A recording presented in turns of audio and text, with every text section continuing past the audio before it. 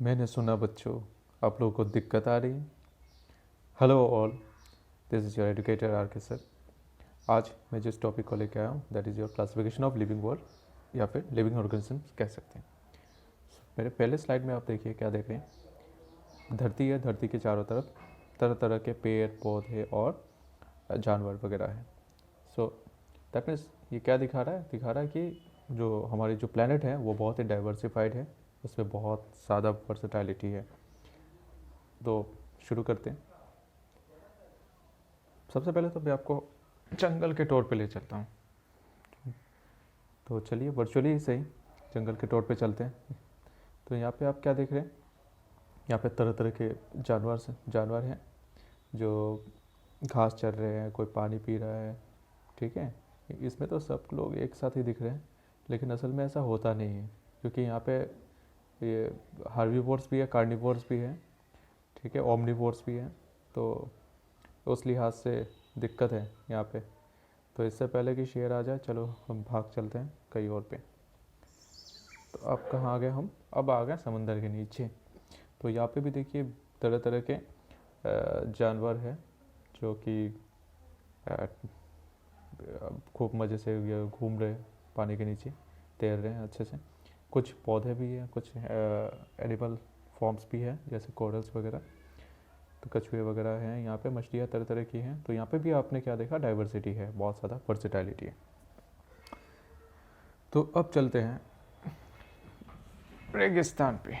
तो यहाँ पे क्या दिख रहा है आपको? यहाँ पे दिख रहा है ऊँट, राइट। तो ऊँट देखते ही हमें क्या हमारे दिमाग में क्या आता है कि यार पता नहीं दूसरों के दिमाग में क्या आता है। मेरे दिमाग में तो आता है ऊँट ऊँची, ऊँट की पूँछ ऊँची, ऐसे कुछ क्या था मैं भूल गया। ऊँट ऊँची, ऊँट की पूँछ ऊँची, पीठ, ऐसे क्या है वो मुझे आप कमेंट सेक्शन में लिख के ज़रूर बताना। तो चलिए चलते हैं अब आगे के स्लाइड में। तो यहाँ पे हम देख रहे हैं कुछ और रेसेट ट्रेनर्स जैसे कि कैक्टस, स्प्रिकली पियर, कैमल तो पहले ही हमने देख रखा है, और टोटोइस। तो अब सवाल उठता है कि वर्चुअल टूर हमने करा क्यों? वर्चुअल टूर हमने इसलिए करा कि हम जान सके कि हम ये समझने के लिए कि कितने सारे वेराइटीज़ है हमारे प्लेनेट अर्थ पे, और तरह जो वेरियस लैंड फॉर्म्स को इनहिबिट करते हैं। ठीक है, अब सवाल ये आता है कि ये सब दिखाने की ज़रूरत क्या थी, राइट। तो ज़रूरत क्या थी ये अगले स्लाइड में देखते हैं। ये रहा हमारा आज का टॉपिक, ठीक है, ऑफ डिस्कशंस। जैसे कि हम शुरुआत करेंगे क्लासिफिकेशन के डेफिनेशन से, उसके हिस्ट्री से, और क्यों क्लासिफिकेशन ज़रूरी है, ठीक है, और किस बेसिस पे क्लासिफिकेशन किया जाता है, दैट मीन्स किस आधार पे क्लासिफिकेशन किया जाता है। फिर इससे पहले भी क्लासिफिकेशन करने की कोशिश की गई है, ठीक है, लिविंग वर्ल्ड को, तो उसके कुछ टाइमलाइंस देख लेंगे हम। फिर किन्होंने प्रपोज किया, उसके की फीचर्स, डिस्टिंक्टिव फीचर्स क्या है, मेरिट्स और मेरिट्स क्या है, तो ये सब हम देखेंगे आज के इस सेशन में।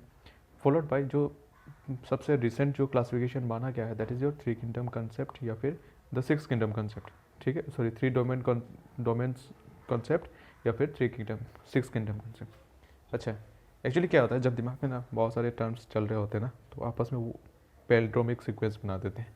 तो लेट मी क्लेरिफाई, ये actually three domains of life हैं जिसके अंदर 6 किंगडम्स आते हैं, ठीक है। तो उसको हम डिटेलली थोड़ा देखेंगे। उसके बाद उनके कई कैरेक्टरिस्टिक फीचर्स को हम थोड़ा सा पढ़ेंगे। फिर उनके भी मेरिट्स और डिमेरिट्स हैं जिसको हम थोड़ा डिटेलली स्टडी कर लेंगे।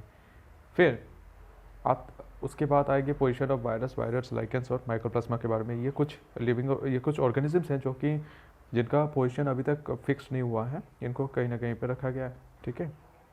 तो क्यों रखा गया है, किस लिए पोजीशन इनका फिक्स नहीं है, वो भी हम देखेंगे।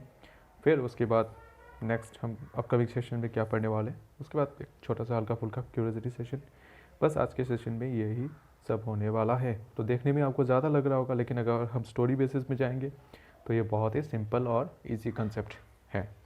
तो चलिए शुरू करते हैं। पहली बात इंट्रोडक्शन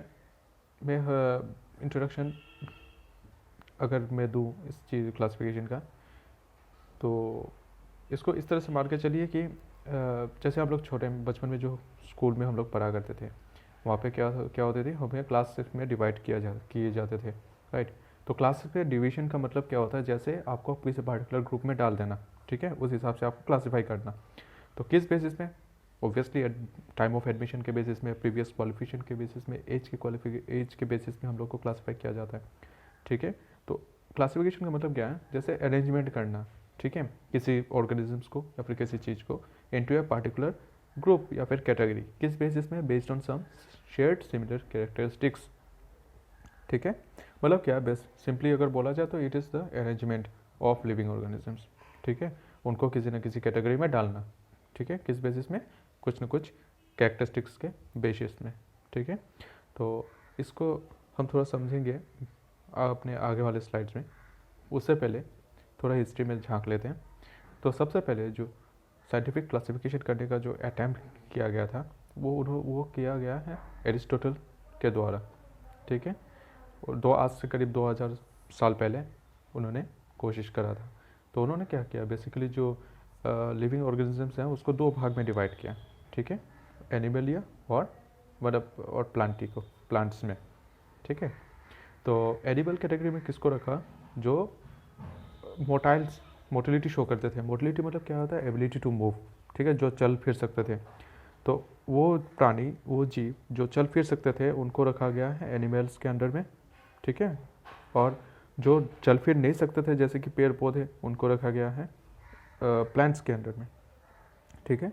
फर्दर उन्होंने क्या किया, जो प्लांट है उसको डिवाइड किया इनटू 3 सब groups, that is herb, shrub और ट्रीज। किस बेसिस में, obviously on the basis of height of the stem के बेसिस, ठीक है। अच्छा, मतलब जिसका कद छोटा तो उसको हर्ब में रख दिया गया, जिसका थोड़ा लंबा उसको श्रब्स में, और जिसका बहुत ही ज़्यादा लंबा होता था स्टेम, उसको रखा गया ट्रीज के कैटेगरी में। फर्दर ऑलरेडी क्या किया, एनिमल्स जो हैं उसको क्लासीफाई किया इनटू 2 सब कैटेगरीज। एक तो है प्रेजेंस और absence of red blood cells, और दूसरा ड्वेलिंग एनवायरनमेंट, ठीक है।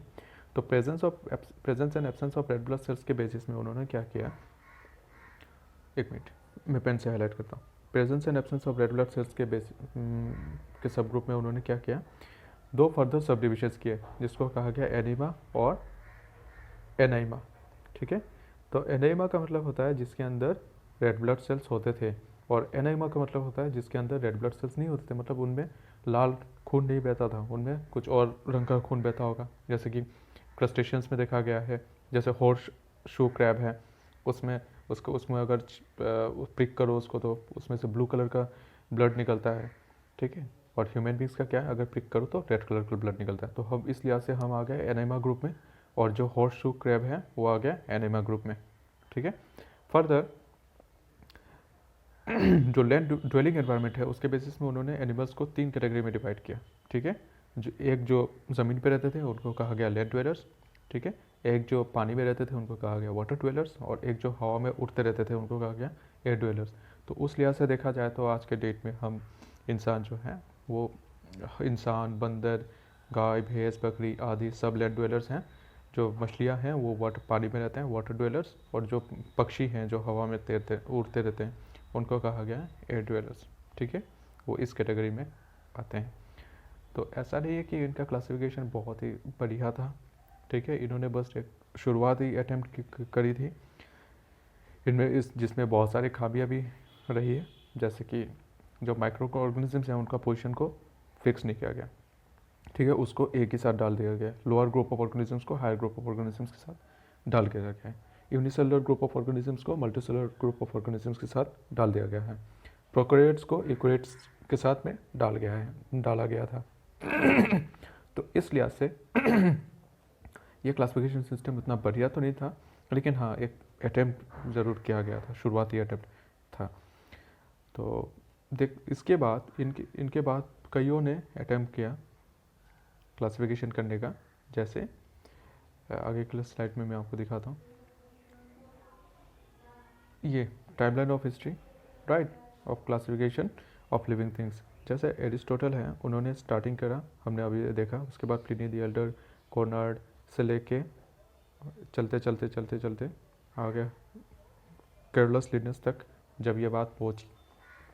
तब उन्होंने क्या किया, एक बहुत ही सुंदर कंसेप्ट का स्टार्टिंग किया, ठीक है, दिया उन्होंने। तो वो कौन से कॉन्सेप्ट्स हैं वो हम आगे की स्लाइड्स में हम देखेंगे।